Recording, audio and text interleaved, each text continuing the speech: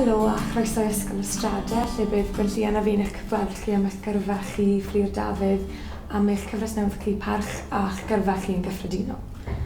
Lle dath y diddordeb o ddechrau sgwennu? Fi'n credu o'n i'n ifanc iawn yn darllen lot a o fyna mae'r diddordeb wedi dod, dwi'n meddwl. I rywun fel fi sydd yn hoffi ysgrifennu, ble ydych chi'n cael eich ysbrydoliaeth chi? Mae'r ysbrydoliaeth yn dod o bob man i wedi gwir. Fi'n gwrando lot ar bobl yn siarad ar y stryd neu ar y bws.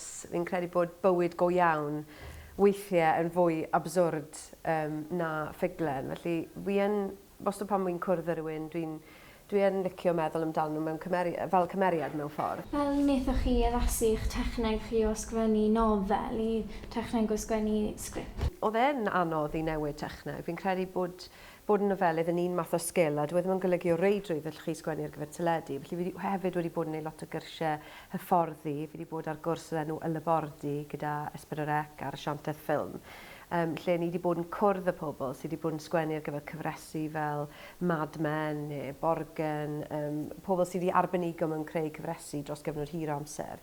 A fi'n credu bod fi wedi elwa o gael yn ail hyfforddi mewn ffordd ar gyfer bod yn sgriptwraig. Oedd wastad diddordeb gyda chi mewn ysgrifennu?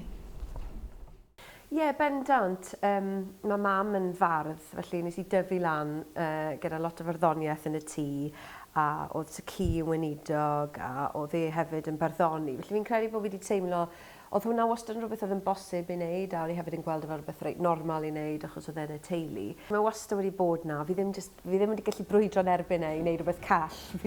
Fi wedi gorfod troi mewn i awdur.